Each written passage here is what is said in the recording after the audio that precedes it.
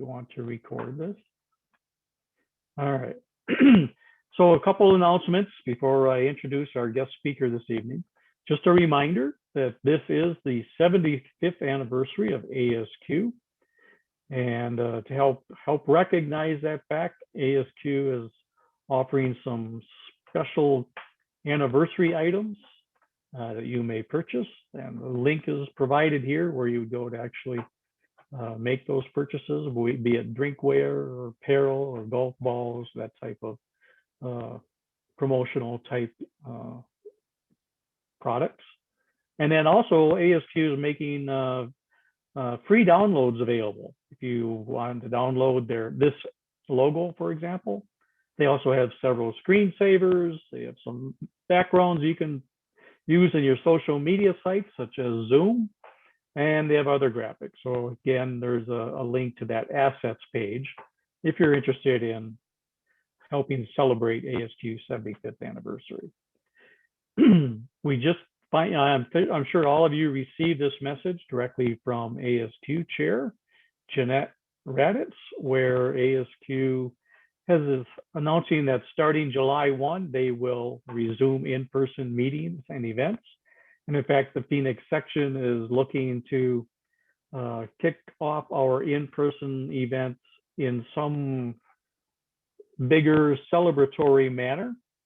Perhaps not until August. Give it a month or so before we actually go start offering these in-person meetings. Just make sure we have some time under our belt and see how it's working. So do a soft launch sometime in the later summer or maybe early fall.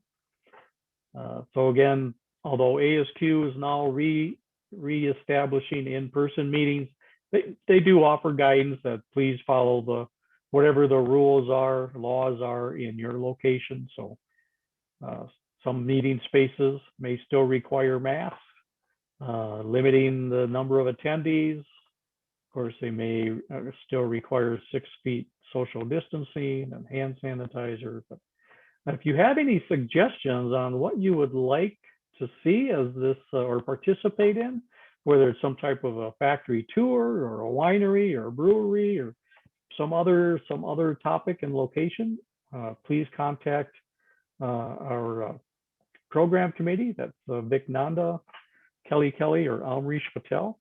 You can reach any of them easily just by sending an email to our member leader site, which is ASQ0704. Contact us, that's all one string, at gmail.com. If you have any suggestions, we'd be happy to hear from you. Another notice that ASQ is developing a brand new Certified Quality Engineer e-learning course, and they're looking for some subject matter experts to participate in the project. You'll be reviewing questions, creating new questions, helping to develop the course based on your expertise. So if you actively hold a CQE certification and you have expertise in the CQE body of knowledge, if you have some experience teaching or publishing, and you're interested to participate in this new effort, please contact Hadrian, and there's his email, and express your interest. So they are looking for your help. Just a quick call too, that the Quality 4.0 seminar or summit is coming up not that far away, and they are currently accepting call for papers or proposals up till June 14th. So you got about another week. So if you have a presentation that you'd like to present during this Quality 4.0 Summit, here's a link to submit your interest. If you want to learn more about the conference itself, I also provided a link. Our leadership team, we are looking for a new placement chair. So we've been talking about employment opportunities and career enhancement. Unfortunately, our existing placement chair has had to step down due to work commitments. He works for Honor Health, and despite COVID declining, they have many new projects that he is being asked to participate, probably all as an outcome of COVID, and how do they redesign some of their processes. So he has had to bow out. So if you are interested in helping us keep the job board up to date, make contacts with major employers so we can, and they tell us when they have positions, we can post them on our website. So that type of activity. If you have an interest in volunteering to help develop your own leadership skills, we would love to have you join the team. And here's a call for that volunteer that I placed in on the website. Every year we have a strategic plan. This is just a quick red, yellow, green. Notice I threw in a couple extra colors of a scorecard just showing our progress. Green means we've met the date, and blue means it's done. So a couple projects have closed. We are, for example, the new allied partner. I know John is continuing his efforts to get a professional collaboration / alliance established with the local chapter of Project Management Institute. So we're not going to stop at just one new partner. We're looking at formulating a third. So we already have SWAY, which is the Baldridge contingent. We just locked down SCORE, which is a small business, and they provide mentors and coaches to small businesses. And they also offer many free webinars open to anybody. And of course, we're now working on PMI. So you see, we're making good progress on most of them. They should be turning green here within the next month or two. So tonight's presentation, I would like to introduce our guest speaker, Amitabh Saxena. He is the founder and CEO of Annexus. He even wrote a book about Annexus that is available through Amazon and maybe even ASQ Press. I'm not sure, I didn't check on that. But the topic of tonight's presentation is the quality profession in 2030. So a little bit about Amitabh. He is the founder of Annexus Group, which has offices in 5 countries, and he has clients in more than 25. He is a Lean Six Sigma, project management, strategic management, and artificial intelligence trainer with 30 years of experience in manufacturing, IT, financial services, ITES, healthcare, and logistics. He has implemented Lean and Six Sigma process excellence initiatives in more than 50 organizations and trained more than 50,000 professionals. Amitabh has spoken in world conferences for ASQ, IQPC, NASSCOM, and HMA. He's received many international awards for his contributions to process excellence, entrepreneurship, and innovation. Again, he has authored 2 books, and he also writes weekly newspaper columns. So that's a little bit about Amitabh.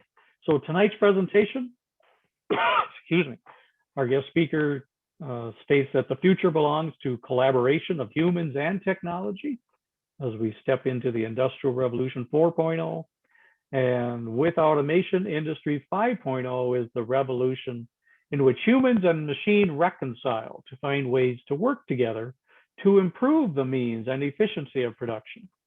Automation plays a vital role in intelligent cooperation between man and machine, and whereby humans can become more likely to handle the lighter and more creative work, while machines take care of the more complex and also mundane work. So quality professional should upgrade their skills in various areas with tools that get ready for the Industrial Revolution 5.0 to implement Quality Revolution 5.0. And I just took one screenshot out of his presentation, not to steal his thunder, but so he does talk about some of the new tools from the 7 basic to the 7 future quality tools. I'm sure we'll learn a lot more on that topic. And with that, I will turn it over to Amitabh, and you can go ahead and share your presentation.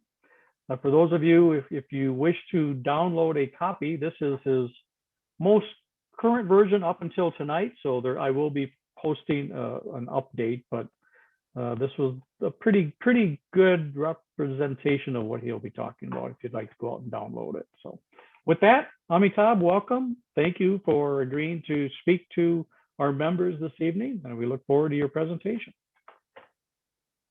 Thanks a lot, and thanks ASQ Phoenix section. And it's always a pleasure to speak in ASQ. I will just share my screen, and I think you're seeing my screen.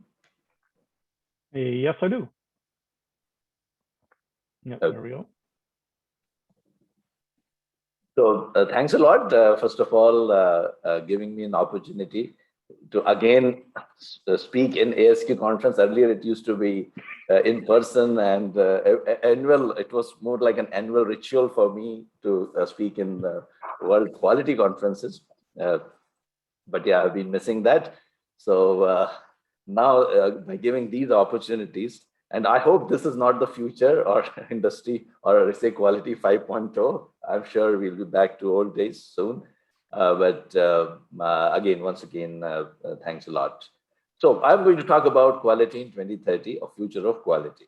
So no one can see the future, obviously, and these are all predictions.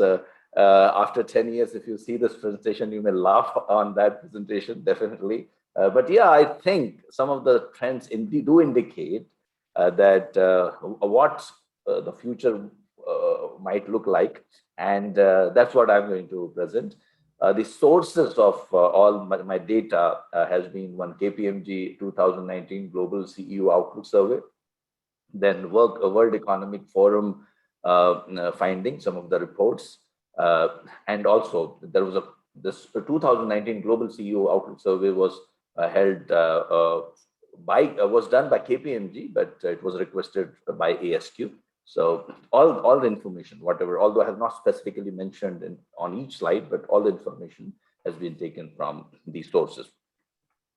So agenda for the day is that first we'll talk about industrial and quality revolutions and what are the similarities. So although we hear about industry 1.0, 2.0, etc. So what was quality like during those times? So very briefly, we will discuss that so that we can predict the trend for the future.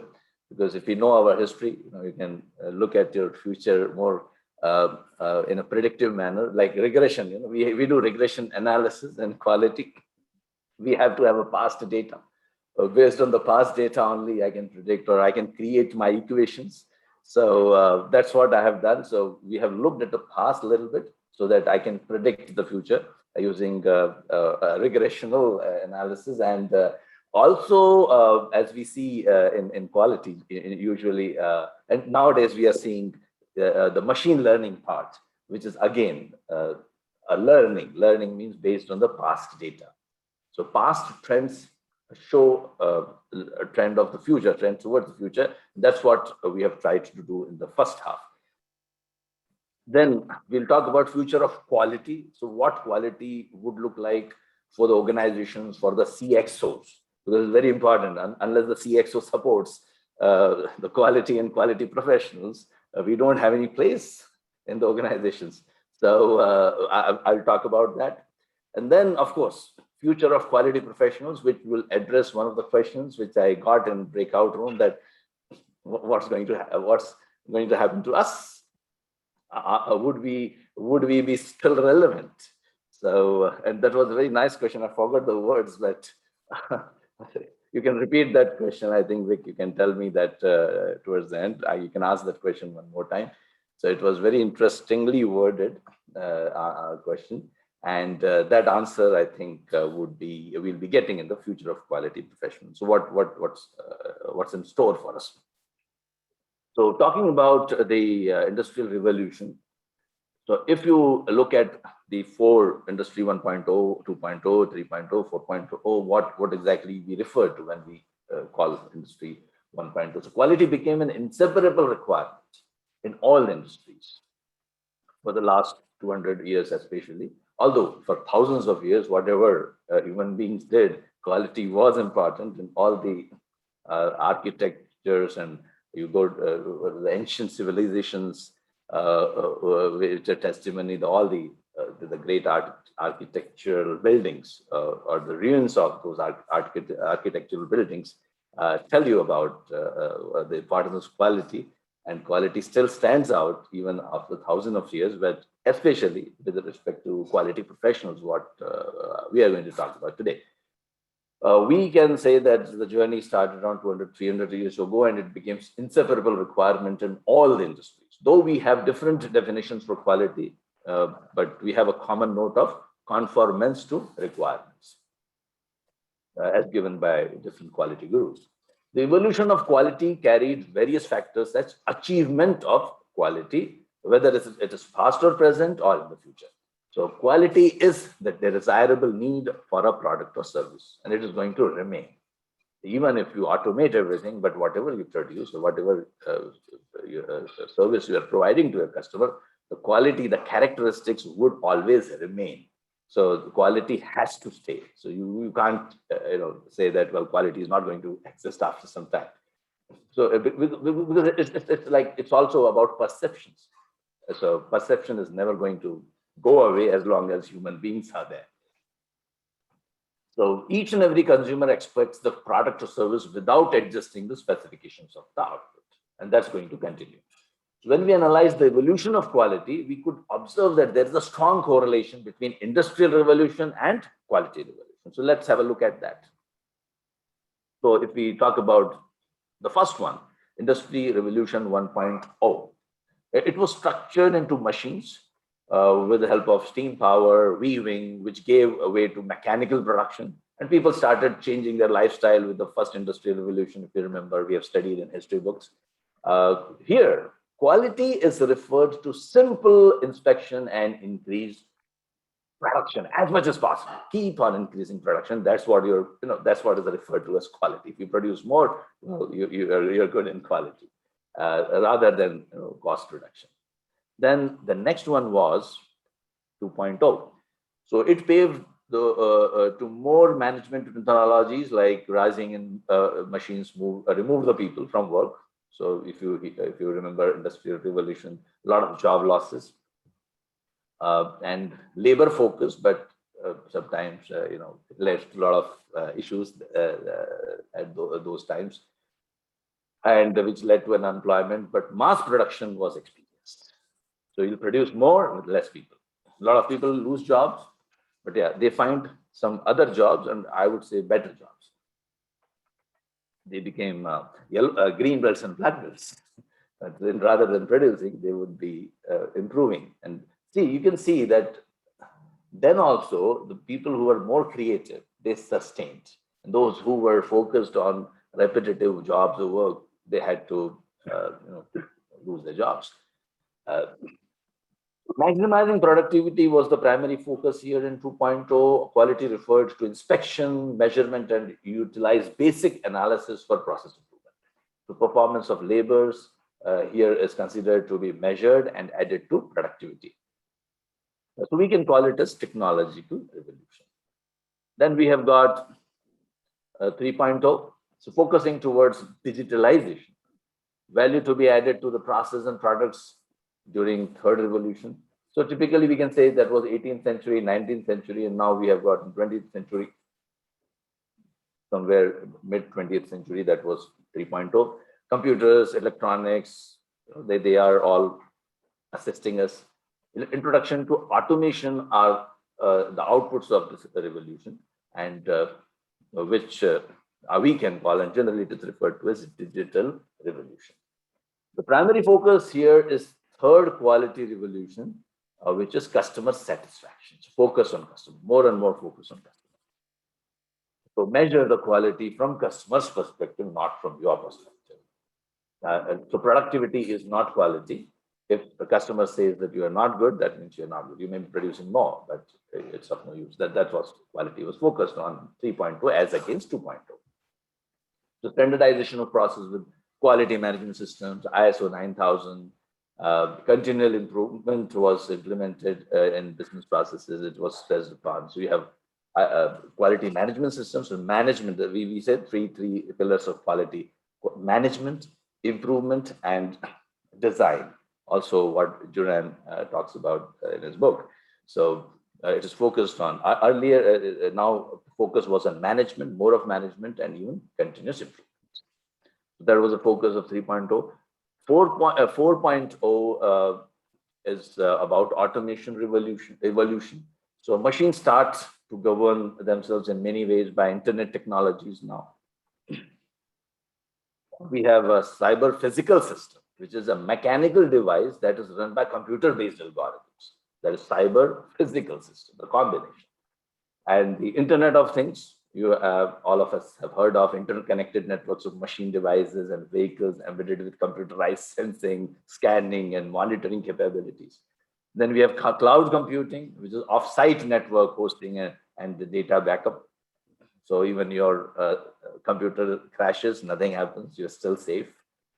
Cognitive computing, which is technological platforms that employ artificial intelligence. So here we have the introduction of artificial intelligence. We say that we are in 4.0 today.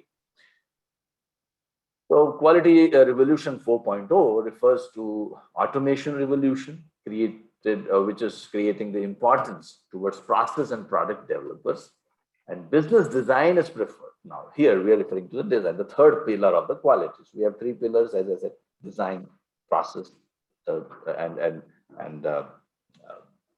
improvement. And I keep referring, okay, I'll not use my whiteboard too much, but yeah, if we can draw it here itself, is it possible to draw?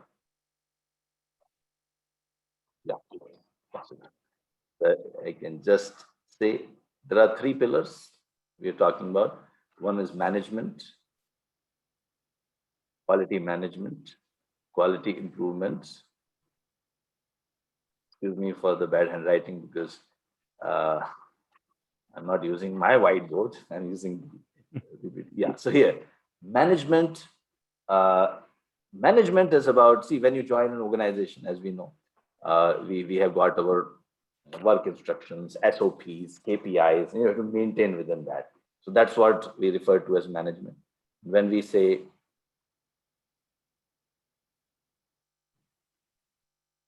so you have an SOP, you are given a KPI, the specification limit, upper specification limit and lower specification limit. And you need to maintain within this. This is about QMS, quality management. If it goes out, special cause, take an action. You know, if you're doing this well, good quality, excellent. Improvement means whatever you are doing, maybe due to market forces or customers' high expectations, or maybe management is also your customer. The management's high expectations, you need to jump from here to here. So you need to change your control limits. You need to change your control limits. You need to change your DNA of your process. And this, of course, is achieved through your improvement techniques like Lean, Six Sigma, etc. And here, management is QMS, quality management system. QMS, we're talking about the management system. So this management and improvement, quite a lot emphasized in quality revolution 3. It started, it began there, and then of course it is maturing. Like for example, I conduct a yellow belt session. One of the reasons I conducted yellow belt session was because this statistical thinking of common cause, special cause, etc. Whenever I used to interact with a lot of managers, and I've been into quality for last 4 years. People were not even aware of this concept, the basic concepts of common cause and special cause. As Deming would say, the managers lose most of the energy in managing the common cause. Hey, it has gone up, hey, it's gone down. They're wasting most of the energy managing the common causes, because they're not aware of the difference between special and common causes. So one of the ways to spread out that message, I thought of incorporating my yellow belt training, which are totally free. It really is the need of the day for 4.0, because in 5.0 you expect everyone to understand that. So it's not like only quality professionals should know what is common cause and special cause, but if there is something called Industry Revolution 5.0, formally it has not been announced, but that's what we foresee it is going to happen. Everyone, each and every person has to be like what we call green belt or a black belt. So future of quality professionals is bright. It will have more competition because everyone would be a quality professional. So everyone has to be a quality professional apart from what we are doing. Now, coming back to 5.0. So here, just to complete. Sorry for that. Just again come back without the annotations. Yes. So automation revolution creates here importance towards process and product developers, and business design is preferred. Now the shift is towards business design. So I was talking about the three pillars. So management, improvement, and now design. So you have to design quality. So now the future is about design, the creativity, etc.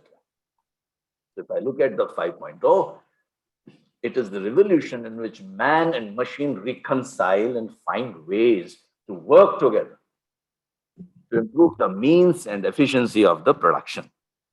To improve the means and efficiency of the production. And now they work collaboratively. Automation is not a new concept. Those who have studied Lean and Toyota, they know what it is. It is automation with human touch. Here it plays a vital role. Intelligent cooperation between humans and machines. Humans might become more likely to handle the lighter work while machines take care of the more complex works. And some of the things which machines can't do is definitely creativity. Even if you think they can do creativity, it is because right now there are limitations which we have set up. See, we don't have too much time left because we keep doing non-value added activities, and those who know a little bit of quality, they know what is value added, non-value added activities. Value add means things from customer's perspective. What the customer is looking at, what exactly customer wants. Don't try to follow your processes or don't try to follow your process steps. We are focused on managing my process, because this is step number 1, 2, 3, 4, 5. Now these steps have been designed considering the old technology. A lot of things are there. A lot of things are totally waste, as any lean professional will tell you. Like I keep giving example of fax machines. You still have fax machines in today's world, when I can send any document to anyone in few seconds. In fact, I updated my presentation. I formatted a little bit, and I updated it. Just before the presentation, I sent it to Vic, and I hope he would have received by now, and he will be updating a little later. It's so easy nowadays, and you still have fax machines, and still have annual maintenance contracts of fax machines. Still, there are organizations. Now, there is no place for such things in future. So you have to identify. Now, coming back to creativity. The most of the human beings are busy doing non-value added activities, so they don't have any time left for creativity. And when our definition of creativity is still what we think is creativity, because we never thought of going beyond those limitations, because we never have time. You can't paint if you're operating a machine. You can't paint. You can't write a poem if you are busy filing some audits. You can't do that. Now machines are doing that. Now you have got much more time. Imagine if you've got all the time to think about the future, whole day, 8 hours, only thinking about future. That like Google, they say I'm not sure how much time, but in 1 week, one day you have to do nothing but, think about, spend some time on your hobby or do something unrelated to your work. Now imagine if you have got all the 5 days to do that. You will come out with wonders. That's what's going to happen in the future. So the quality will be enabled by 3 key pillars. Now, let's first talk about from industry's perspective, from companies' perspective. So this source is from KPMG survey 2019 and ASQ together. They had a survey, and they talked about that quality 2030 or future of quality is enabled by 3 key pillars: technology and innovation, operating model, and talent and culture. So in brief, they say that the technology and innovation, CXOs are already focused on integrating the innovative technologies across variety of internal functions. So looking forward, technologies from AI to predictive analytics will play a key role in enabling the shift to quality within the organization. So it is more focused on ensuring quality is within the organization.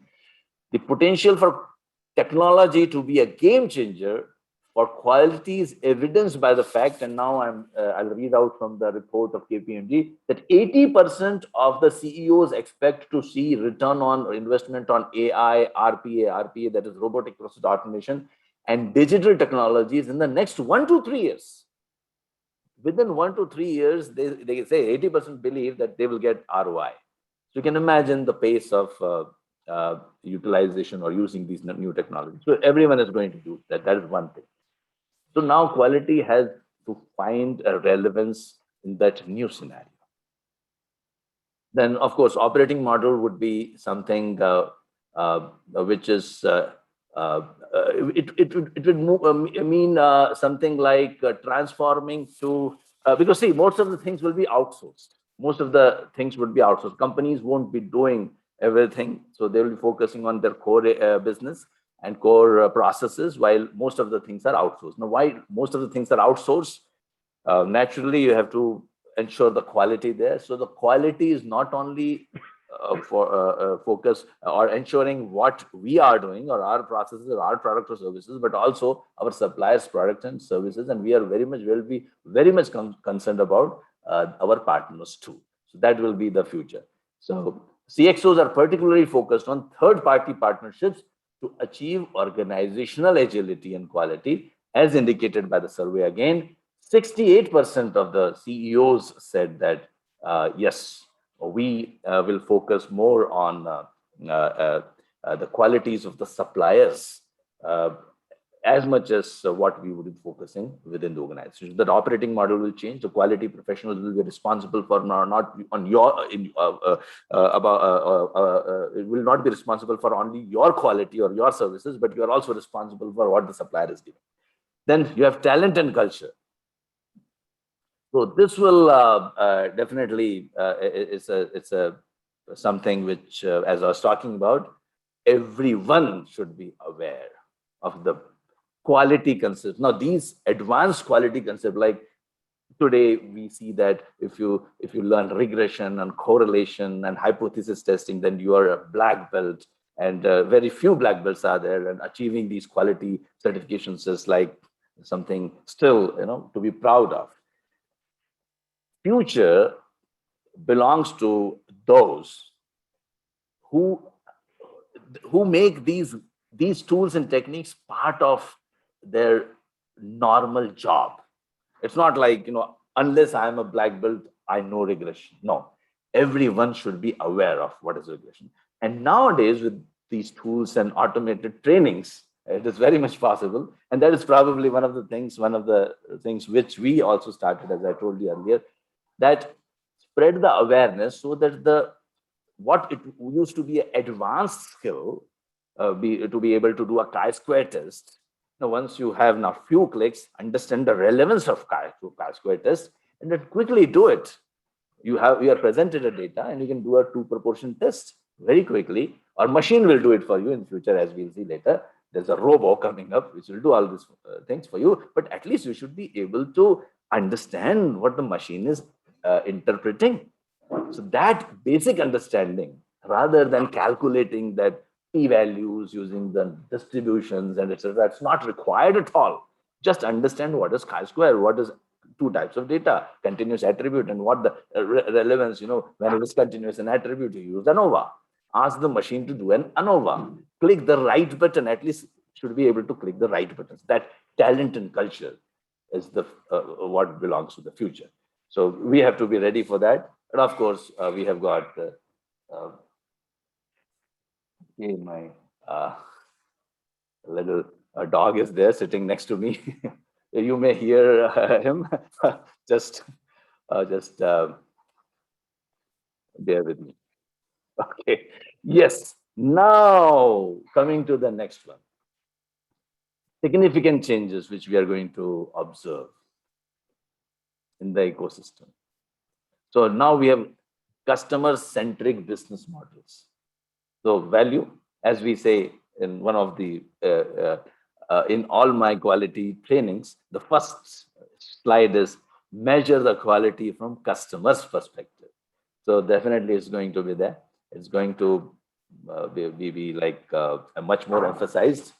So here you would see that organizations are likely to explore and to introduce many additional innovative models. Now, we don't know what they would be. We don't know, but they would be definitely more customer-centric and more customer-focused rather than, of course, centered on what the organization's capabilities are or what organization thinks is right or what the government thinks is right, because government regulations will also change. And the pace of government regulation changes will be later on. I think one of the topic we'll talk about that is going to be too high. The government also has to keep pace with the lawmaking, because they take a long time to create new laws. But the technology is changing, and you can see that the kind of litigations we have and the disputes we have for Facebook and WhatsApp, because government is still catching up. They also don't know. Technology is ahead of what you say, of everything. So you have to keep the pace. So now looking at the first one, customer-centric organization business models have to be evolved. So we have to be more innovative. Then fragmented supply chain. So suppliers will be present everywhere around the world. So that part you have to manage. So that value chain management is very, very critical, and it's going to definitely impact how you operate in the future. And the quality, again, will be concerned with those fragmented supply chains also. And then establishment of flow, as we talk about in Lean, we talk about establishing the continuous flow. So this flow has to extend to all the fragmented suppliers placed all around the world, because nowadays, earlier it had happened that our supplies are coming from either locally or from some other region. Most of the time, these regions were predefined. So if you have to have this particular service, you go to that country. If you have to have this particular product, you go to that country.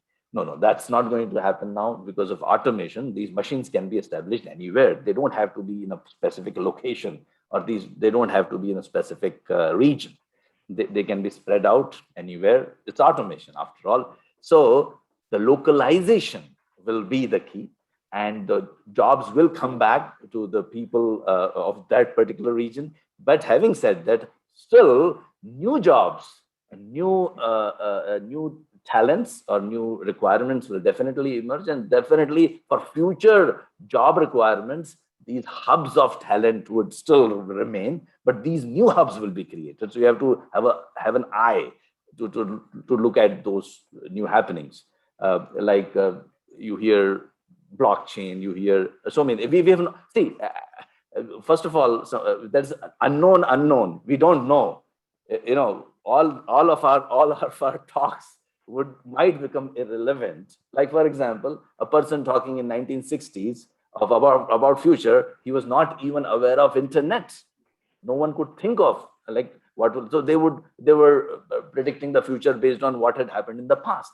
So we are also trying to do that. So we have to be aware. We have to be prepared for that unknown, which can be known anytime. And when it will be known, we don't know. So that creativity and those cognitive skills are the skills of the future, as we are going to see towards the end of my presentation.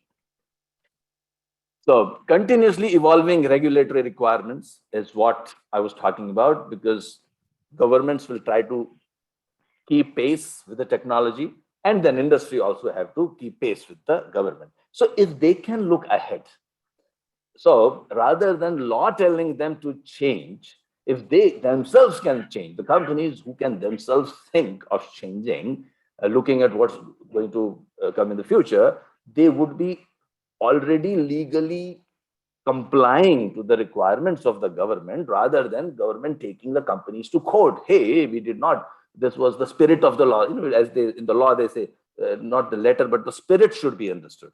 Now, most of the industries, most of the businessmen, as that happens, you want profits. So in order to increase the profits, they know the spirit of the law, but they They change the things so that they can have more profits. And then unless the government realizes, well, you're trying to misuse the law to your advantage, now I'll pass the bill. See, the companies who are doing this proactively definitely will stand out and they will be respected. Rather than I taking your organization to the court, then you changing, then I enacting the law, then only you changing. No, there would be companies which would be ethical and they would be respected. And because of the information, everyone knows. Today, everyone knows what kind of company you are. Are you trying to misuse the law? If people know, although I may use you, I may use your product or services because today I don't have any option, but I don't respect you. As soon as another option comes in which is more ethical, the customers will go to that. So continuously evolving regulatory requirements. You have to think, you have to be a little bit and this, of course, the machine or automation is going to help you there. This is all human beings. You have to think about these. And so that these are the limitations of your machines, which definitely, as a human being, we can play an important role. We have eroding margins, so you have to. We understand that because of, again, information you have got. You try to buy something, or even a T-shirt today. I can find out that, oh, the T-shirt is available at the nearby shop at a smaller rate. You want to buy an insurance. There are websites will tell you, okay, you need to have this insurance, the most cheapest insurance, or you want to book a ticket, flight ticket, you can easily check out that which is the cheapest flight ticket. This kind of information, naturally, your margins are going to erode. So you have to think about some of the specific features where you'll be number one in terms of quality. So some of the specific features, some of the requirements, you have to, like they say in Blue Ocean strategy. So you have to carve out your own niche. And the quality professionals definitely are going to help there. They are not obviously only focused on inspection, obviously, or just process improvement, but helping the organization like QFD, quality function deployment, capturing the voice of customer, translated into their actual needs, and then telling the organizations what the organization should be doing. Definitely quality professionals will be able to help there. So, so customer-centric organization, we have to develop a new quality model to allow super local, going super local. So you will be getting your things back, what went outside because of the thanks to automation. That is one thing. And second thing is you have to be ready to grab those opportunities. For fragmented supply chain, you can say that you have to manage the proliferation of quality systems because they have fragmented supply chain. So you have to manage the quality professional has to manage those proliferation. It's like distributed now, scattered across. So, and of course, you have to streamline the handovers there. Then for disruptive technologies, you can align the technology and quality capabilities with the current trends. So you will have disruptive technology, you have AI, you have RPA. I conduct a separate session of the disruptive technology. So I'm not going to too much detail, otherwise I start talking about that. It takes a long time, but we all know about disruptive technologies. You have to be ready for that. Then evolving regulatory environment, you have to transform the role of quality. So quality compliance is not only for product or services, compliance would be related to the government also. So you have to, the quality professionals' additional job would be to measure the quality of the organization with respect to the law. One of the government is your customer too. So are we 100% there? So that is also one of the things, because these laws will keep changing. And definitely lawyers will not help you there. Quality professionals will be able to help you there. And cooperate on the future-proof compliance models. So here you have to develop these models as quality professionals. That's something which we will be doing. And the eroding margins, you have to unlock the value creation potential of quality. So quality can only help you, as the margins are that the customer is not going to pay more price. He'll say, oh, well, you are giving $10, someone else is giving $8. So here quality will come to your rescue, and the quality professionals will definitely help you. So let us look at quality assurance, what it will be looking like in the future. So let us look at those aspects, and this will be automated, highly automated, using new auditing, training, validation techniques enabled by secured technologies like blockchain. And a total quality mindset will be evident across the organization as the newest behavioral science techniques are used to integrate the human resources, value chain management, and quality.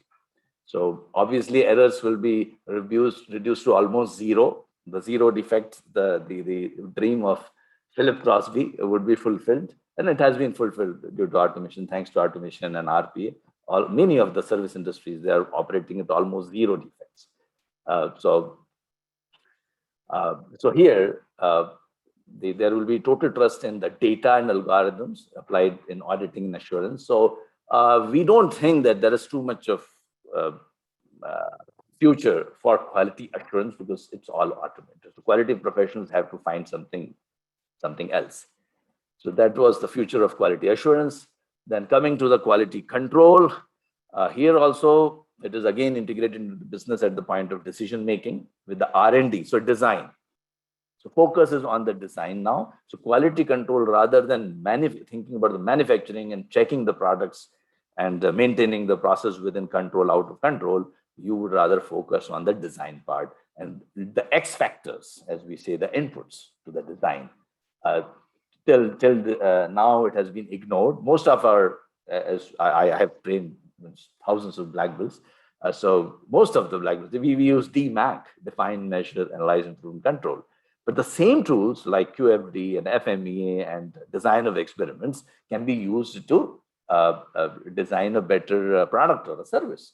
So the demand for that, the quality control will be more for design rather than manufacturing environment. So here you need to have your specialized experts there.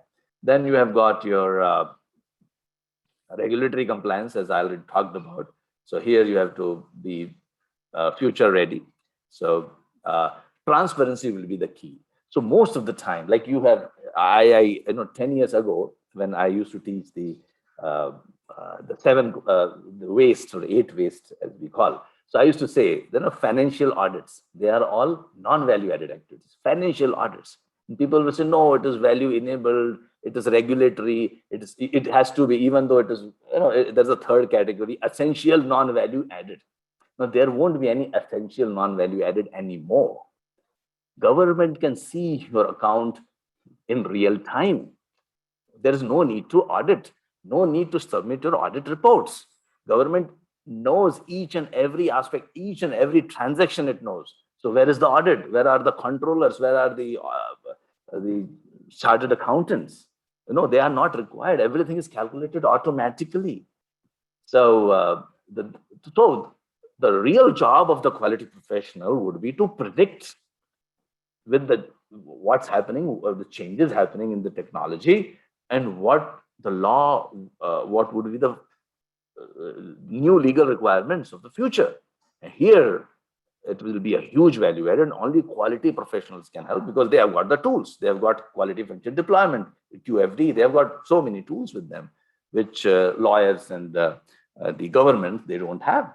So definitely, we are still relevant. The tools are relevant. The way we use the tools and in which area we use the tool, definitely that will change. So just to consolidate and very quickly talk about the quality, what will be the technology drivers of quality, cost, new offerings, and lead time. So for technology, it will be predictive technologies. Quality will be all AI, and talking about full process control automatically.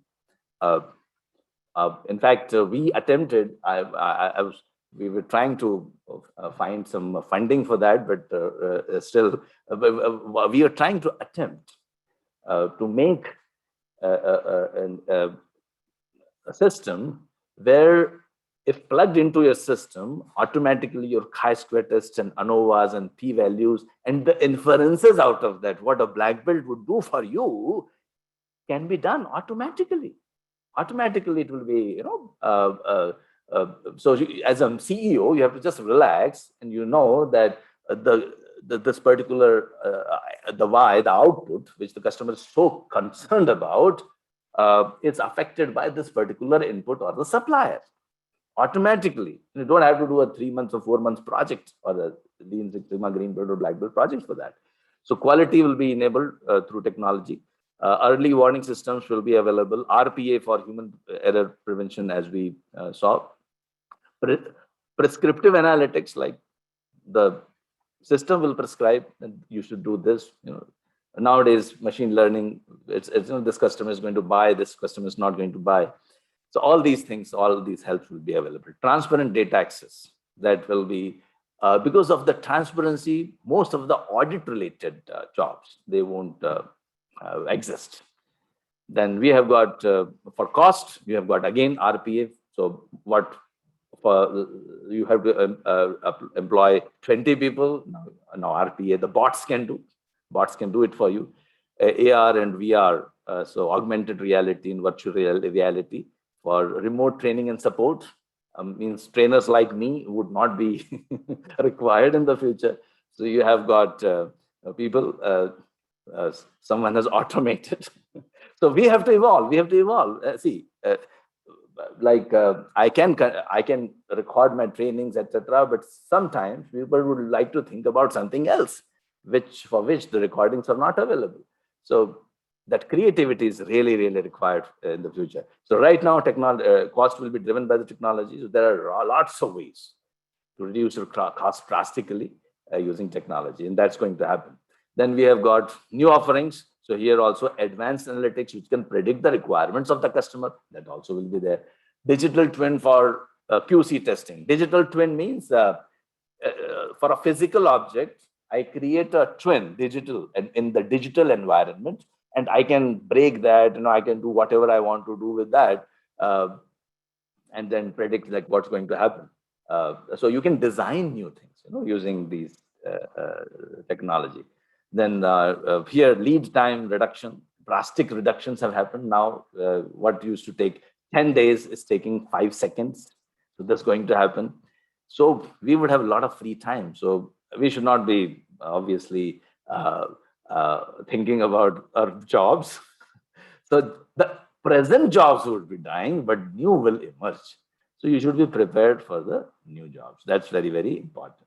And that's what talks like these will prepare you for. At least based on whatever information we have today, we can make ourselves ready for the future. So if I just talk about this.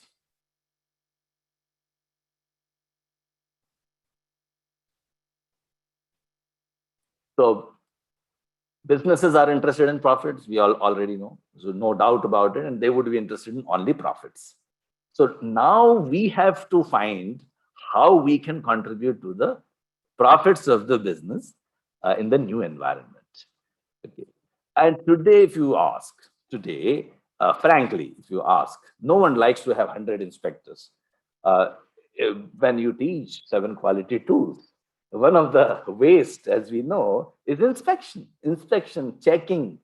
You are committing a mistake, then you're checking that you're committing a mistake. It's not value added. Why are you committing a mistake? Why are you committing an error? You prevent the error. So usually, most of the businessmen, they have to have these black belts and green belts today because it's what you call, they don't have any other option because there are defects or errors. If they have an option where there are no errors, no defects, why would they need quality inspectors? Why would they need improvement specialists? Because everything, there's nothing to improve. So now it would be creativity specialists. So the people, the same tools, what you have learned as a quality professional, like regression or so many tools, whichever area you belong to, there are so many tools. Even quality management system in ISO 9000, there are so many, the systems approach, we need to apply to the new perspective, and it can be easily applied. You still have resources, you have now new resources, how to manage your new resources. So the senior management still remains, it's not going to be replaced. So the responsibility of the senior management still remains, those who are into quality management systems. So the system still remains. The X factors, the inputs would definitely change. Then we have got, if I just want to tell you about some of the new, so okay, just to cover this as well. So right now, organizations are hiring quality experts to do inspections. So which, of course, as I said, they don't really like to have them. So given a choice, they would like to eliminate the errors and defects rather than have inspections. So entrepreneurs believe that more important is operations, more important would be design, research and development. So, and also people think that quality means person will come and audit and tell me they're looking for improvement opportunities, or generally looking for errors and defects, and they try to find the relevance in that in those defects. So now quality professions have to change. Traditional education system, lack of direct connection between quality management systems and sales numbers is there. And today, advanced technologies like AI, robots, automation, and intelligent IT systems put most quality jobs in danger, and that is a reality. So recent study of BCG and ASQ shows that quality experts should take actions and equip themselves with new tools. So let us look at what are the new tools. So these are so we have been experts as a quality professional. We have learned tools like control charts, Pareto diagram, scatter diagram, which many of the operations managers were not aware of. And we take pride in equipping ourselves with these tools and techniques in the past. No, we have to take pride in taking up new future quality tools like AI, big data, blockchain, deep learning, enabling technologies, machine learning, and data science. Now, you would say that I have to be an IT professional for that. And if a comparison between traditional and modern quality tools shows that quality experts need to have a background in computer science or electronics and IT, communication technology, and psychology. And I'm not an engineer, or I'm not a computer science graduate, and I can't study, go back. No, it is not required. The good news is it's not required. It is a new challenge for most of quality professionals like us. I'm a chemical engineer, so I'm not but I got to know about AI. I learned. See, a 6-month certification course. A 6-month certification course can make you a master, and all your previous degrees are irrelevant after that. Today, Google can hire you if you complete some certification. Of course, I am not having the data handy, but you can easily find out. Although it's there somewhere in my laptop, if I can pull out, I'll tell you. So there are so many certifications.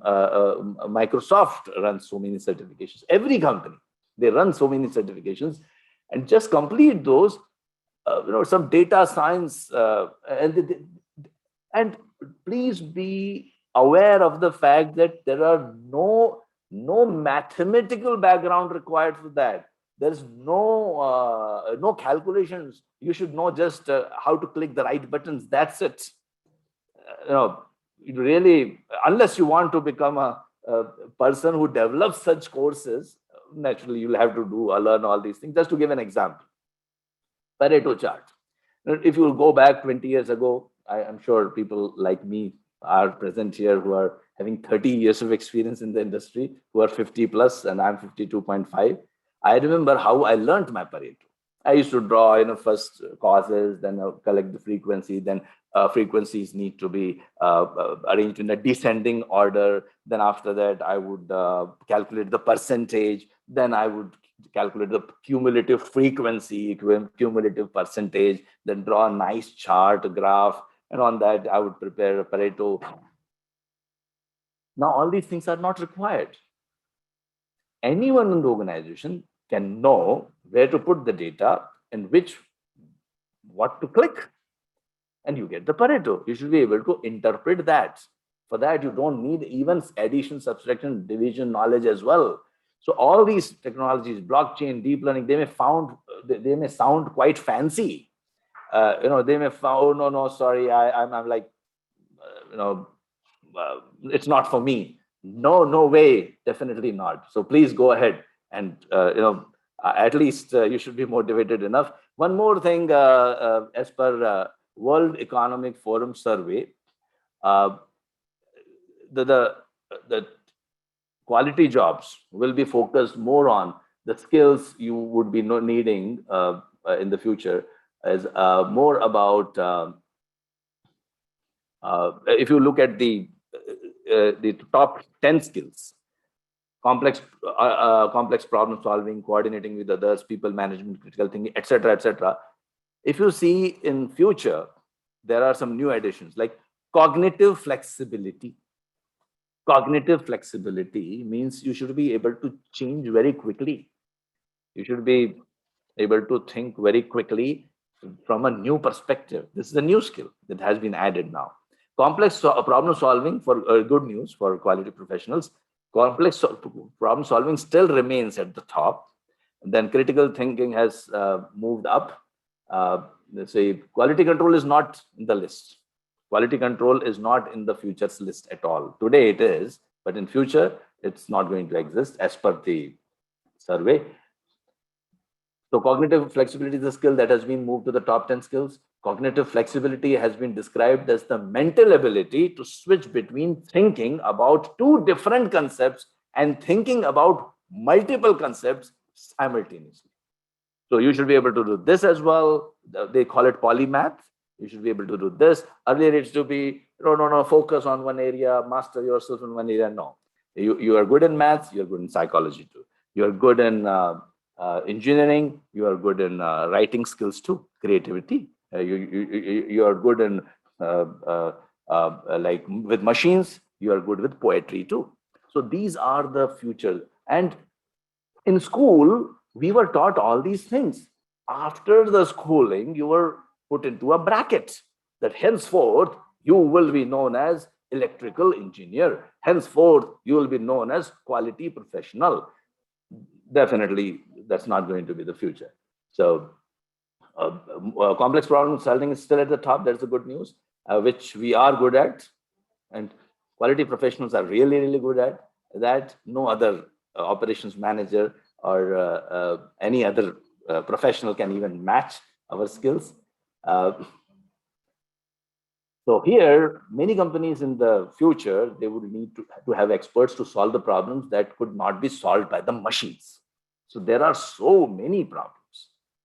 So all our future improvement projects, like if you're a black belt, the future improvement projects would be where machine fails and what the customer wants. The expectations of the customer will totally change.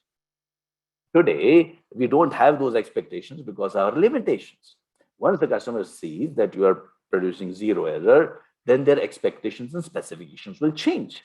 And then definitely the quality professionals are going to help you. You can easily make a list of the skills that you are using on a daily basis today, and then compare your skills with the ones that are highly demanded in the future. And do you think your job is safe according to the list? If yes, good news. If not, update yourself, upgrade. So don't think that your job is almost safe, but the good thing is there is a way out. You can learn a lot of skills. Artificial intelligence is about computer vision, language processing, NLP, chatbots, personal assistants, navigation, robotics, making complex decisions. Do a small course on that and find a place for yourself within your organization, because there's a lack of these skills. These skills are very much required by the people. And being a quality professional, especially with a lot of experience, can easily take you miles ahead of a 23-year-old person who is just learning what an industry is. So he may learn the programming part sometimes. That it will be still utilized in other areas, but you know the bigger picture. So your skills cannot be matched with any person with without having any experience. Big data infrastructure like MapReduce, Hadoop, Hive, NoSQL databases, easier access to the data sources, tools for managing and analyzing large data sets without having to use supercomputers. It's all about big data. If you are mathematically inclined, again, no derivations, no formulae. All of these don't require anything. Blockchain is the easiest one. The easiest thing to, there is nothing at all. I don't know why they call it technology. Sometimes I fail to understand. They are branded as technology, and sometimes we alienate ourselves because, oh, I'm not from technology. If you just look at that, what exactly it is, it's more of a system orientation. It's more talking about a system. So you can definitely learn these. Blockchain is about increasing transparency and auditability of transactions. Everything is transparent. Anyone in the world can see what's happening to your transactions. Monitoring the conditions so that transactions don't occur unless quality objectives are met. So this is one. Deep learning is about image classification, complex pattern recognition, time series forecasting, text generation, creating sound and art, creating fictitious videos from real videos, adjusting images based on heuristics. You can find whichever you are interested in. Everyone has got something for them. So avenues are many. Machine learning, text analysis, recommendation systems, email spam filters, fraud detection, classifying objects into groups, forecasting. And enabling technologies are like augmented reality, open source software, cloud computing, mixed reality, virtual reality, all these things. See, they may sound fancy to many of you, but if you attend a short course of like, I conducted 2 hours, I'll be happy to do it for you here as well, which, it exposes you to all these things. They do no longer remain jargons. At least you can throw these words in your conversations in the future. So if you just, attend a short course on, orientation towards these technologies, it's very, very easy, not difficult at all. Data science, like practice of bringing together heterogeneous data sets for making predictions, performing classifications, finding patterns in large data, reducing large sets of observations to more significant predictors, applying sound traditional techniques to generate viable models and solutions. I told about regression. You can always so future soft skills, just to answer some of the questions, and they are all soft skills and they are very much needed. Not everyone has this. Complex problem solving, critical thinking, creativity, people management, coordinating with others, very important. Emotional intelligence, very easy topic, very easy to understand, difficult to implement. But once you understand and start implementing, you see wonders. Judgment and decision making. In fact, I would say one of the best things I did was I did an NLP program. NLP is the neuro linguistic programming, not like natural language processing. They are two different parts. NLP stands for both. So you learn a lot of things like how our mind operates. All these are very much available on internet nowadays. Judgment and decision making, service orientation, negotiation, cognitive flexibility. Now, we can master these, definitely. I'm sure all of us can master these skills. Some fundamental skills, again, from World Economic Forum, KPMG surveys, ASQ surveys. These are the sources. I've not mentioned specifically here. So growth mindset, communication, life and career planning, coaching skills, consulting techniques, business design, rapid problem solving skills, digital marketing, copywriting, content creating. I can tell you, digital marketing. When we applied, 1.5 years ago. If you look at my Facebook posts or any LinkedIn posts, I used to conduct lots of Lean Six Sigma black belt and green belt trainings around the world. I'll go physically in those places, five-star hotels, etc. And I'll click a photo with like a black belt and green belts together. Hey, we will make it, etc. 1.5 years ago, and we are totally not into online training at all. And we lost everything for for 2-3 months, when this pandemic hit us, we are virtually without any client, any business. And then we applied Six Sigma to our problem. And one of the critical X factors was we were zero in digital marketing, and we were not doing anything on digital platforms. And immediately we transformed, and the results were fantastic. So yeah, so you have to change. Actually, if you look at 2 years ago and 2.5 years, 3 years ago, I used to strongly say, well, classroom training matters. You use 5 senses in that, you can hear, smell, see, etc. Feel, and that really works. You can learn by looking at others, how others are learning. That is one of the X factors. Then Kirkpatrick model, if you look at those things. But if you look at now, we revisited the Kirkpatrick model. Kirkpatrick model says there are four steps of evaluating a training. The first one is the reaction in the classroom, how people are reacting to you, to your questions, etc. Are they engaged? Second is you test their skills using an exam. The third is change of behavior. You have to watch the change of behavior. And the fourth is the results. Now I realized earlier I was focused more on the first step. In the classroom, people are happy. Yay! Oh well, they're happy. They're getting a nice food. They're happy with the food. They're happy with my suit and tie, etc. And I'm giving good reviews. I'm happy. No, actual real output from customers' perspective was the results in the organization, and these can still be achieved through online trainings, and of course live online trainings, because recorded we have tried. I have got my recorded trainings, but there are very few takers for that. I have my recorded yellow belt trainings put on the internet in my Annex's YouTube channel, but people still love to see the live program. So that's still something is there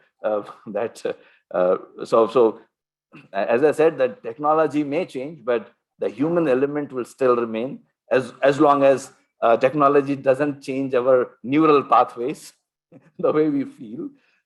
So I'll just end my talk with this, which is all self-explanatory. You can read it later on also. So there's something called Future Quality Business Manager, who will do all your everything what a quality professional does. But there will be, now we have to search for what this cannot do. We have to search for those areas and make us relevant. So here, it's a smart robot which will communicate with other robots to make decisions for improvement. It can monitor hundreds of operations in real time, balance operation systems. It's a root cause analysis expert, gives solutions in fraction of seconds, good communicator. It connects with other robots. Then it's able to measure the parts, products, processes, analyze the data, manage a large team of robots, receiving data from other robots, calibrating other robots automatically.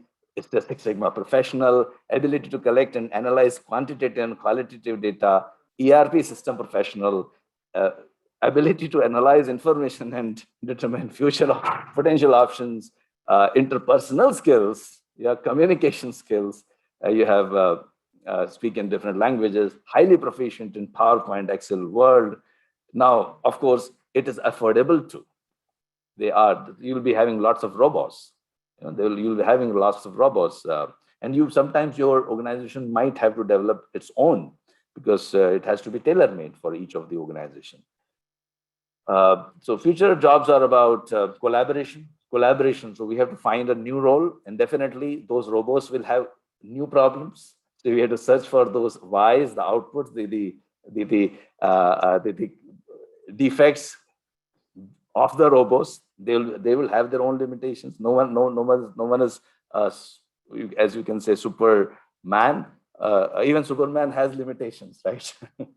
So otherwise there is no fun in the story. That is why Superman had some limitations. So even machines have limitations. Then human brain is capable of doing much more. We have not even utilized, say, as they say, 5% or 10% of its potential. So the remaining 90% would be now realized by the human beings, and those who can realize that definitely will stand a good chance prosper in the future. And I'm sure all of us are one of those. Our brain is most powerful computer in the world, better than any computer developed till now, because you think of any computer, they are specific in one particular, they're expert in one particular area. It can't do everything together. It can't do even the IBM Watson cannot do a lot of, it can't dance. If you if you just say it can solve problem, it can beat everyone in chess, but it can't dance, or it can't recite a poetry on the topic which I prefer to choose at that point of time, or a lot of things which human beings can do. So that our future is secure. That's one important thing we have to remember. But yeah, what will be the role? It's a big question mark. So I'm also open to questions now. No one knows about the future, but if you have any questions, I'll be happy to answer. Well, thank you very much, Amitabh. This is a very interesting discussion. If anybody has a question, I believe you can unmute yourself, or if you prefer, you can write a comment in the chat window, and I can forward that question on to Amitabh. A question I have, Amitabh, you had mentioned earlier about in the future, right, with regards to regulatory compliance and these other interested third parties, that no reports will be required, no audits will be necessary, because they will all have access to real-time online data. And I was just curious, how do you see that playing out in the case, say, the recent events in the news with Fisher-Price having a recall on their rock and play sleepers because they're having some fatalities and injuries?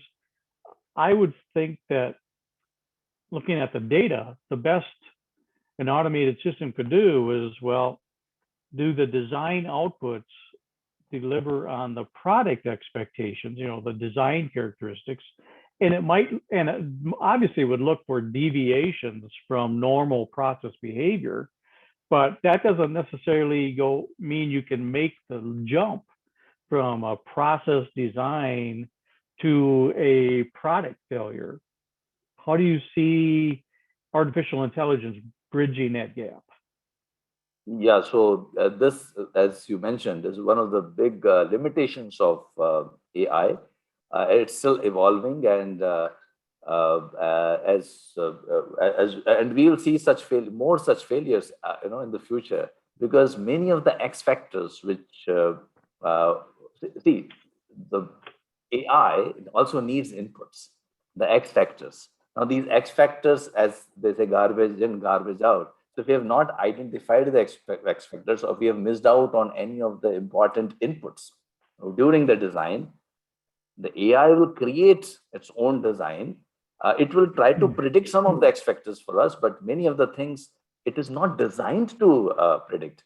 See, AI, again, is developed by human beings. So the person who designed any AI system, any machine learning or any bot, some human being has designed, and that human being had limitations, and these limitations are, or errors, as we say, are designed into that AI, and it will produce those errors.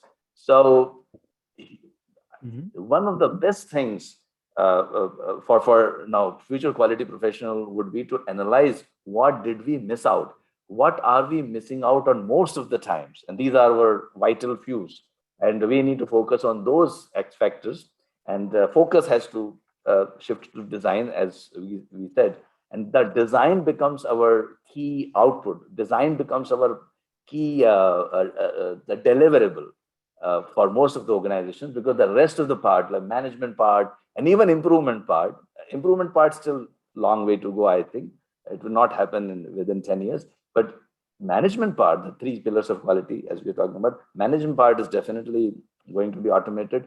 Improvement part in future is likely to be automated. And the design part is something which will always remain with us, because the new technology evolving, the environment changing, the political systems, someone coming out from somewhere suddenly with new thought process, none of the AI can predict about it. Now you have to deal with situations. So human beings only have to deal with these situations. So AI has limitations, machines have limitations. So we have to find our roles in those limitations. So the quality professionals have to search for their relevance in the limitations of the new technology. Okay. See, I don't see any other question yet. I'll throw out another one out at you. So you had spoken about the new skills required by the quality professional between now and 2030.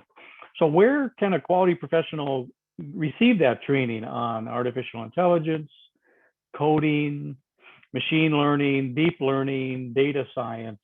I think I heard you mention very briefly Microsoft, especially for coding, but do you have any other recommendations on sites professionals can go to enhance their skill level? Yeah, so if you see I can share very quickly one slide from my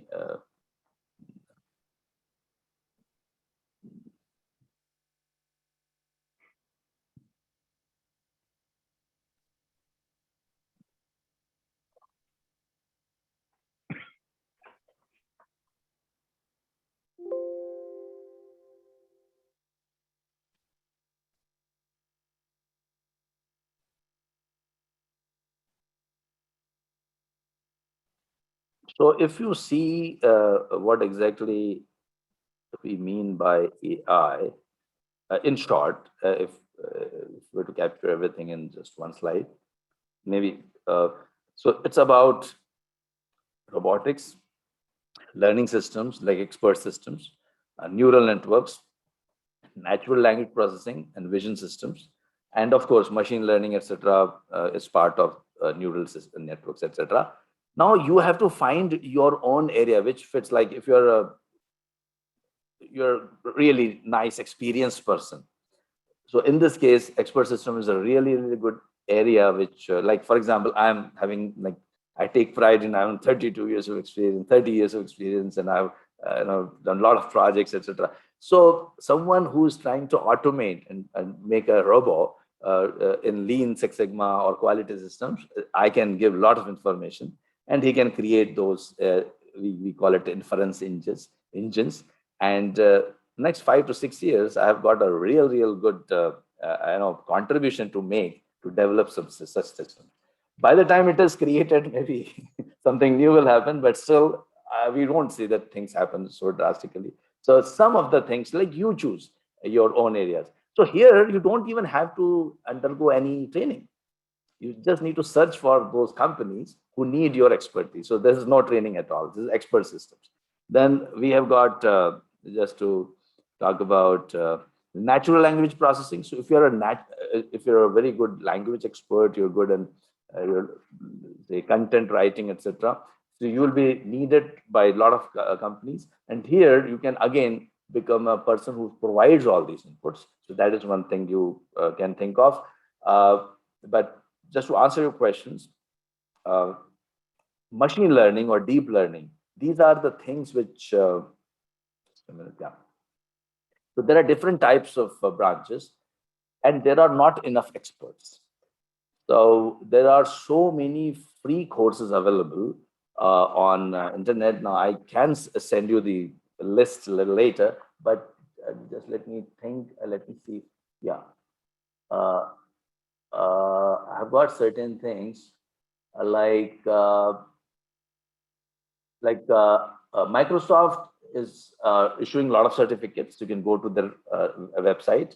Google is doing a 6-month program that teaches the candidates how to perform in in-demand jobs. So you can choose your area, because sometimes there are so many interesting things. Well, you try to get lost, and then you say, like, I don't really learn. I can't learn everything, and then you just drop it. So just choose an area which is of interest to you. Just look around for those topics, whatever it interests you. Like, for example, I learned about a lot of machine learning. By the way, I learned about Python, but after some time, I realized, after 2 years, 3 years, I realized that it was not required to be to learn Python because you have Azure by Microsoft.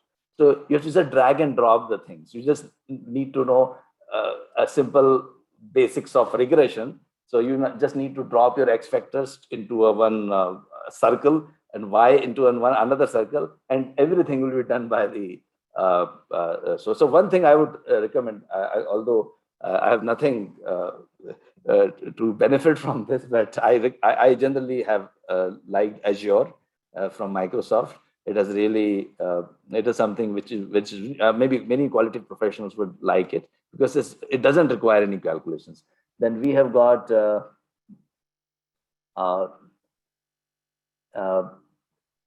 there are see some of the data which I've got. Google says that if you complete a 6-month certification program in some particular areas, which are listed here, I may not be able to name all of them. Just 6 months, no degree, no prior experience required, nothing required. You can easily earn, and they're assuring those jobs. Project manager, $93,000. Data analyst, $6,000. UX designer, actually, I don't know what is UX designer, but $75,000. So, and just 6 months. You know, what else we want? See, we are in the best of the best times. Earlier, used to have 4 years of university education, pay lots of money to those, and the money is the fees they charge is definitely not high. So if you want, I will send you some of the links, and yeah, I would do that. I would do that. I can share that with our members. That'd be good. Yeah, too bad we didn't have it earlier. We could have been studying during the COVID shutdown, right? Yeah. We do have a question from one of the attendees. How does one align themselves to be ready for this futuristic collaboration with robo systems? Yeah. So one of the things is, as quality professionals, we can contribute to see, every company would have its own robo. So there won't be any off the shelf, like, I buy a robo and then install it in my. So if you're a car manufacturer, you have to develop your own robo. If you are a person who is into banking, you have to have your own robo. So it would be, I would say that as a quality professional, I might be managing a robo. My job would be to ensuring that robo is capable of taking care of all the quality related requirements in the organization. So how to align yourself to be ready? I would say that your present skills, which I think your experience is of value. Your experience is of value. And if you can utilize that experience to design and help design those organizations which are into creation of robots, that will definitely, I think, be the best use of your skills. After that, you can use your skills to manage the robots and also create the future requirement. Like the robo would be designed. Let's say, for example, today the requirements are, say, 1, 2, 3, 4, 5. So robo would be taking care of only 5 requirements. So what are the requirements of the future requirements, like the 10 requirements of the future, if you can foresee that? So creativity is one thing which you can utilize to think about the future needs, and upgrading that robo is again what a quality professional can contribute to a lot. So I think without any learning, any new technique like machine learning, etc., you can still you can upgrade yourself and make yourself relevant for the future. Well, very good. Well, thank you very much, Amitabh. I appreciate your time and your experience sharing with us. And you did an excellent presentation. This recording will be available, say, within a week. It's got to be coded and downloaded, and we upload it to our YouTube page. And then from there, I put a link back from our My ASQ video site. So if you have people who might be interested in this presentation, feel free to share it with them. once the link is up. Again, thank you very much for your time, Amitabh. Greatly appreciate your experience and expertise in this area. If anyone has any further questions, you can certainly reach Amitabh via LinkedIn, and you can converse with him through that venue as well. I know we are running a little late, but I do have a couple slides that I really hope you can stick around for. We've got some exciting events that are coming up that you may be interested in. So without further ado, let me get back to that. So first of all, just a reminder that we do send out event satisfaction surveys after every program meeting, and they will be sent to the email of record. So whatever you registered to attend this Zoom call is the email we will be sending that evaluation survey link. And in that same email, you will receive the electronic recertification unit certificate for ASQ. You then take that certificate and populate your online recertification journal. So you'll be looking forward for that evaluation survey email, possibly in 2 to 3 days, from John Linland, who is our VOC chair. And speaking of John Linland, John will be our guest presenter next month, July 8th. He'll be talking about the 7 failure modes, and he has written a book on the topic as well. He's given this presentation to a number of sections, and we welcome John and his experience and knowledge to share with us next month. Beyond our webinars, remember, we have alliances now with other professional organizations to help build and expand your tool set. One of those partnered alliances is SWAY, the Southwest Alliance for Excellence. They are the local Baldrige contingent, so they train people how to read and use the criteria. You can receive further in detailed training of how to even be a Baldrige evaluator. So as an evaluator, you can go on various site visits and evaluate those operations per the criteria. And what I found most beneficial is you can learn some best practices and bring those back to your organization. And some of these best practices are from outside your sector. You may work in healthcare, but there's a service provider that you've evaluated that has a best practice in supply chain or something like that. So it's a great, great opportunity, and I would highly encourage and recommend, if you have the time, to certainly get the training to become a certified Baldrige evaluator. But with that, SWAY has a free webinar available to all of our section members. It's the third Thursday of every month, and this month it's the intelligent risk. So how do you take intelligent risk as an organization and seek innovation? So we have a presentation coming up on that on June 17th. I provided the registration link. It's a 1-hour seminar, webinar. It's beginning at 8 a.m. in the morning. Likewise, there is another webinar, free, available through the ASQ Six Sigma Forum. It's on the subject of Introduction to Time Series Forecasting. The date is Friday, June 18th. It's at 9 a.m. our time. And the presenter, John Noguera, is a Chief Technology Officer of Sigma XL. They make these Excel add-ons for Lean Six Sigma tools, statistical and graphical analysis, Monte Carlo simulation. Anyhow, John will dive into different examples using the varying forecasting models.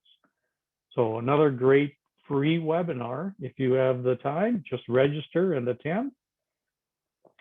And then there was a free Minitab webinar. Minitab, we've had a guest speaker from Minitab, I think it was last year. And as a result of that alliance or cooperation, they are making some of their webinars free to our members as well. So an upcoming webinar on June 23rd is on Monte Carlo simulations. So if your organization uses Minitab as one of its statistical analysis tools, you may be interested in participating in this free webinar. The link is here, it's highlighted. and it's also available if you click on the register now. So this slide deck, it's called the chair's intro and announcements. It too is available. You can go view it, download it from our My ASQ page. There is a news post created about it, which then takes you to the files tab where you can download. And finally, I know we've had a number of calls during our networking sessions about, gee, can we get some training or a guest speaker on the topic of remote auditing, especially in these times of COVID and this social distancing and isolation. Remote auditing has been around for a long time, but it's really taken off during the COVID. Well, an expert in auditing, Denise Robitaille, has authored a dozen books. She is an active member of the technical committee, number 176 on auditing. She wrote a short little paperback, 69 pages, of how to do effective remote audits. If you are interested in learning more, I would highly recommend purchasing this book through Amazon. I did just look today. It's not yet available on Quality Press. So unfortunately, I have to recommend a competing service. And maybe we can work with Vic, our program chair, and perhaps have Denise present at a future program meeting. So good information. I just want to make it available to you, available for $20. And finally, look for us on our various social media platforms. We don't just have these program meetings and a Sundial newsletter, and of course our My ASQ page. You can reach us, interact with us through Facebook, LinkedIn, Instagram, Twitter, and again, our YouTube channel, where we keep all of our program meeting recordings. Unfortunately, at this time, it's a rather convoluted link. YouTube requires at least 100 visitors before we can create a short link, like just My ASQ or just ASQ Phoenix. But the more visitors we get, the more opportunity we have then to customize a URL. With that, let me go back. Let me get out of this page, stop sharing, and get back to the main screen. See if there are any follow-up questions. I don't see any, just a number of people thanking, again, Mr. Amitabh Saxena for his presentation. It was an excellent and timely presentation. Thank you very much. So thank you, everybody, for your participation. And this recording should be available hopefully within a week. Until next month, talk to you later, and come see us through one of our social media sites or our My ASQ page. Have a great evening. Have a fantastic weekend. Thank you, Amitabh. Thanks. Have a great day. Yeah. Bye-bye. Thanks. Yeah. Okay.